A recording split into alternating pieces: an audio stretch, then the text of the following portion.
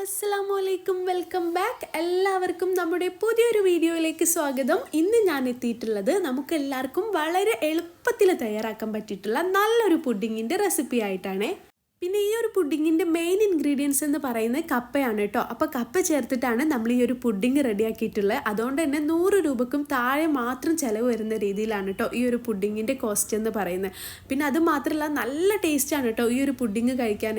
നിങ്ങൾ ടെൻഡർ കോക്കനട്ടിൻ്റെ പുഡിങ്ങൊക്കെ കഴിച്ചവരാണെങ്കിൽ തീർച്ചയായിട്ടും നിങ്ങൾക്ക് ഈ ഒരു പുഡിങ് ഇഷ്ടമാവും.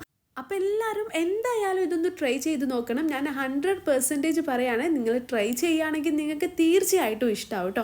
അപ്പോൾ വീഡിയോ എല്ലാവരും സ്കിപ്പ് ചെയ്യാണ്ട് വാച്ച് ചെയ്തേക്കാം. പിന്നെ നമ്മളെ വീഡിയോക്ക് പോകും മുമ്പേ ആദ്യമായിട്ട് ആരെങ്കിലും ചാനൽ കാണുകയാണെങ്കിൽ പ്ലീസ് ഒന്ന് സബ്സ്ക്രൈബ് ചെയ്ത് സപ്പോർട്ട് ചെയ്തേക്കാം കേട്ടോ. അപ്പോൾ ഈ ഒരു പുഡിങ് ഉണ്ടാക്കാനായിട്ട് ആദ്യം തന്നെ നമ്മൾ ചൈന ഗ്രാസ് ഒന്ന് സോക്ക് ചെയ്യാൻ വേണ്ടി പോവാണ്. അപ്പോൾ ഞാനിവിടെ എടുത്തിട്ടുള്ളത് 10 ഗ്രാം ചൈന ഗ്രാസ് ആണ് കേട്ടോ. നമ്മൾ പാക്കറ്റ് വാങ്ങിക്കുമ്പോൾ തന്നെ നമുക്ക് ഈ ഒരു 10 ഗ്രാമിൻ്റെ പാക്കറ്റാണ് കിട്ടുക. അപ്പോൾ ആ ഒരു ചൈന ഗ്രാസ് കട്ട് ചെയ്തിട്ട് ഒരു ബൗളിലോട്ട് ഇട്ട് കൊടുക്കുന്നുണ്ട്. ഇനി ഇതിലോട്ട് കുറച്ച് വെള്ളം കൂടെ ചേർത്തിട്ട് ഒരു 10-15 മിനിറ്റ് നമുക്കിതൊന്ന് സോക്ക് ചെയ്യാൻ വേണ്ടി വെക്കാം. ഇനിയിപ്പോൾ നിങ്ങളുടെ കയ്യിൽ ചൈന ഗ്രാസ് ഇല്ലെങ്കിൽ ഇതിന് പകരമായിട്ട് നിങ്ങൾക്ക് ജലാറ്റിനും എടുക്കാം കേട്ടോ. അപ്പോൾ ജലാറ്റിൻ എടുക്കുകയാണെങ്കിലും ഇതുപോലെ ഒരു 2 ടേബിൾ സ്പൂൺ ജലാറ്റിൻ എടുത്തിട്ട് സോക്ക് ചെയ്യാൻ വേണ്ടി വെച്ചാൽ മതി.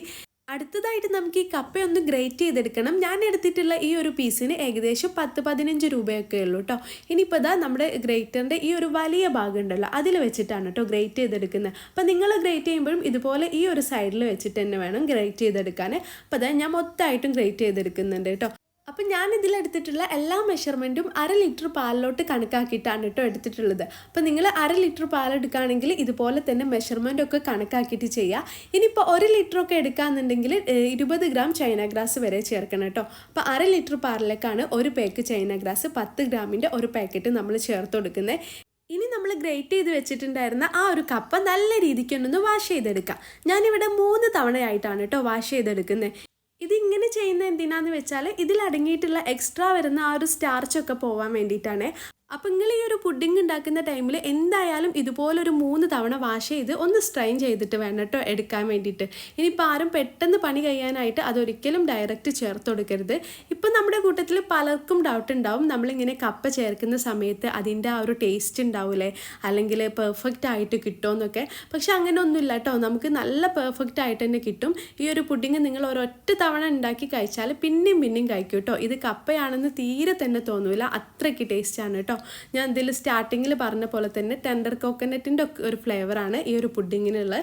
ഇനിയിപ്പോൾ അതാ നമ്മൾ പുഡിങ് സെറ്റ് ചെയ്യാനുള്ള ഒരു ട്രേയും കൂടെ എടുത്ത് വെച്ചിട്ടുണ്ടായിരുന്നു. അപ്പോൾ നിങ്ങൾ ആ ഒരു ട്രേ ഡീമോൾഡ് ചെയ്തെടുക്കുന്നുണ്ടെങ്കിൽ അതിൽ കുറച്ച് ബട്ടർ ഗ്രീസ് ചെയ്തെടുക്കണം കേട്ടോ. അപ്പോൾ ഞാൻ ഡീമോൾഡ് ചെയ്യാത്തതുകൊണ്ടാണ് ബട്ടറൊന്നും ഗ്രീസ് ചെയ്യാത്തത്. ഇനി ഒരു പാത്രത്തിലോട്ട് ഒരു പാക്കറ്റ് പാല് പൊട്ടിച്ച് വയ്ക്കുക. ഞാനിവിടെ മിൽമയുടെ പാലാണ് കേട്ടോ എടുത്തിട്ടുള്ളത്. ഇത് 1/2 ലിറ്ററിൻ്റെ പാക്കറ്റാണ്. ഇനി മധുരം ബാലൻസ് ചെയ്യാനായിട്ട് ഒരു നുള്ളു ഉപ്പും കൂടെ ചേർത്ത് കൊടുക്കുന്നുണ്ട്. 3 ടേബിൾ സ്പൂൺ പഞ്ചസാരയും കൂടെ ചേർത്ത് കൊടുക്കുക. പിന്നെ നിങ്ങളുടെ കയ്യിലുണ്ട് എന്നുണ്ടെങ്കിൽ കുറച്ച് മിൽക്ക് മെയ്ഡും കൂടെ ടേസ്റ്റ് കൊടുക്കുക കേട്ടോ, നല്ലൊരു ഫ്ലേവർ കിട്ടാൻ വേണ്ടിയിട്ടാണ്. പിന്നെ ഈ ഒരു മിൽക്ക് മെയ്ഡിൻ്റെ വേറൊരു സീക്രട്ട് എന്താണെന്ന് വെച്ചാൽ ഇത് ഞാൻ തന്നെ വീട്ടിൽ ഉണ്ടാക്കിയിട്ടുള്ളൊരു മിൽക്ക് മെയ്ഡാണ്. ഇതിപ്പോൾ നമ്മൾ ഫ്രിഡ്ജിൽ സ്റ്റോർ ചെയ്യാൻ തുടങ്ങിയിട്ട് ഏകദേശം 1 മന്തിൻ്റെ അടുത്തായിട്ടോ. ഇതുവരെ ഒരു പ്രശ്നവും ഇല്ല, നല്ല പെർഫെക്റ്റ് ആയിട്ട് തന്നെയാണ് കേട്ടോ ഇരിക്കുന്നത്. ഞാൻ പുഡിങ്ങൊക്കെ ഉണ്ടാക്കുമ്പം ഇതുപോലെ സ്റ്റോർ ചെയ്ത് വെക്കാറാണുള്ളത്. അപ്പോൾ ഇതിൻ്റെ ഒരു വീഡിയോ വേണമെന്നുണ്ടെങ്കിൽ ഞാൻ കമൻറ്റ് ബോക്സിൽ അതിൻ്റെ ലിങ്ക് പിൻ ചെയ്ത് വെച്ചേക്കാം. അപ്പോൾ കാണാത്തവരൊക്കെ ഉണ്ടെങ്കിൽ ഒന്ന് കണ്ടു നോക്കാം കേട്ടോ. ഇനി അതെല്ലാം കൂടെ നല്ലോണം ഒന്ന് മിക്സ് ചെയ്തിട്ട് മാറ്റി വെക്കാം. നമ്മൾ നേരത്തെ സോക്ക് ചെയ്യാൻ വേണ്ടി വെച്ചിട്ടുണ്ടായിരുന്ന ചൈന ഗ്രാസ് നല്ല രീതിക്ക് തന്നെ സോക്കായി വന്നിട്ടുണ്ട്. ഇനി ഇത് ഒരു പാത്രത്തിലോട്ട് ഒഴിച്ചു കൊടുക്കുക. എന്നിട്ട് ഈ ഒരു പാലിൻ്റെ മിക്സും അതുപോലെ തന്നെ ചൈന ഗ്രാസും ഒരേ ടൈമിൽ വേണം കേട്ടോ ചൂടാക്കി എടുക്കാൻ. അപ്പോൾ പാല് ചൂടാക്കുമ്പം ഞാൻ മീഡിയം ഫ്ലെയിമിലാക്കിയിട്ടാണ് ചൂടാക്കി എടുക്കുന്നത്. പിന്നെ ചൈന ഗ്രാസ് ലോ ഫ്ലെയിമിലാക്കിയിട്ടാണ് കേട്ടോ വെച്ചിട്ടുള്ളത്. അപ്പോൾ നമ്മുടെ ഈ ഒരു പാല് തിളച്ച് വരുമ്പോഴേക്കും ചൈന ഗ്രാസൊക്കെ നല്ല രീതിയിൽ മെൽറ്റ് ആയിക്കോളും. അപ്പോൾ നമ്മൾ അടുപ്പിൽ വെച്ച് കഴിഞ്ഞാൽ ഇത് രണ്ടും ഒന്ന് ഇതുപോലെ ഒന്ന് മിക്സ് ചെയ്ത് കൊടുക്കുക കേട്ടോ. അപ്പോൾ ചൈന ഗ്രാസ് ഒരിക്കലും സ്പീഡ് കൂട്ടി വെക്കരുത്. നമ്മൾ പാല് തിളയ്ക്കുന്ന ആ ഒരു ടൈം വരെ ചൈന ഗ്രാസ് പതുക്കെ ഒന്ന് മെൽറ്റ് ആയിക്കോട്ടെ. അതിനോണ്ടാണ് ചൈന ഗ്രാസ് ലോ ഫ്ലെയിം വെച്ചാൽ മതി എന്ന് പറയുന്നത്. അപ്പം നിങ്ങൾ കണ്ടല്ലോ പാലൊക്കെ നല്ല രീതിയിൽ തിളച്ച് വന്നിട്ടുണ്ട്. ഈ ഒരു ടൈമിൽ ഞാൻ ഫ്ലെയിം ഒന്ന് സ്ലോ ആക്കി കൊടുക്കുന്നുണ്ട് കേട്ടോ. ഇനി നമ്മൾ നേരത്തെ സ്ട്രെയിൻ ചെയ്ത് വെച്ചിട്ടുണ്ടായിരുന്ന ആ ഒരു കപ്പ ഇതിലോട്ട് ചേർത്ത് കൊടുക്കുക. എന്നിട്ട് വീണ്ടും നല്ല രീതിക്ക് ഒന്ന് മിക്സ് ചെയ്ത് കൊടുക്കുക. അപ്പോൾ കപ്പ് ചേർത്ത് കഴിഞ്ഞാൽ ഇതുപോലെ ഇതാ മിക്സ് ചെയ്ത് കൊടുക്കുക. അപ്പോൾ നിങ്ങൾ മിക്സ് ചെയ്യുമ്പം കൈ എടുക്കാണ്ട് തന്നെ മിക്സ് ചെയ്ത് കൊടുക്കുക കേട്ടോ. പിന്നെ ഒരുപാട് നേരം കുക്ക് ചെയ്യേണ്ട ആവശ്യമൊന്നുമില്ല. ലോ ഫ്ലെയിമിൽ വെച്ച് 5 മിനിറ്റ് മാത്രം കുക്ക് ചെയ്താൽ മതി. അപ്പോൾ ഇതാ ഈ ഒരു ടൈം കൊണ്ട് തന്നെ നമ്മുടെ ചൈന ഗ്രാസൊക്കെ നല്ല രീതിക്ക് മെൽറ്റായി വന്നിട്ടുണ്ട് കേട്ടോ. അപ്പം നിങ്ങൾക്ക് കാണാൻ പറ്റുമല്ലോ, ചൈന ഗ്രാസൊക്കെ നല്ലോണം അങ്ങ് മെൽറ്റായി വന്നിട്ടുണ്ട്. ഇനി ഈ ഒരു ചൈന ഗ്രാസ് നമ്മൾ ഈ ഒരു പാലിൻ്റെ മിക്സിലോട്ട് ചേർക്കാൻ വേണ്ടി പോവാണ്. അപ്പോൾ ഈ ഒരു ചൈന ഗ്രാസ് ചേർക്കുമ്പോൾ ഇതുപോലെ മിക്സ് ചെയ്തുകൊണ്ടേ ഇരിക്കണം കേട്ടോ. അപ്പോൾ നിങ്ങൾ മിക്സ് ചെയ്യാണ്ടിരിക്കരുത്. ഈ ഒരു ചൈന ഗ്രാസ് ചേർക്കുമ്പം ഇതുപോലെ നല്ല രീതിയിൽ തന്നെ ഒന്ന് മിക്സ് ചെയ്ത് കൊടുക്കുക. എന്നിട്ട് നമുക്ക് ഫ്ലെയിം ഓഫ് ചെയ്ത് കൊടുക്കുക. പിന്നെ ചൈന ഗ്രാസ് ചേർത്തിട്ട് ഒരുപാട് തിളപ്പിക്കേണ്ട ആവശ്യമൊന്നുമില്ല. ഒന്ന് തിളച്ച് കഴിഞ്ഞാൽ ഫ്ലെയിം ഓഫ് ചെയ്ത് കൊടുക്കുക കേട്ടോ.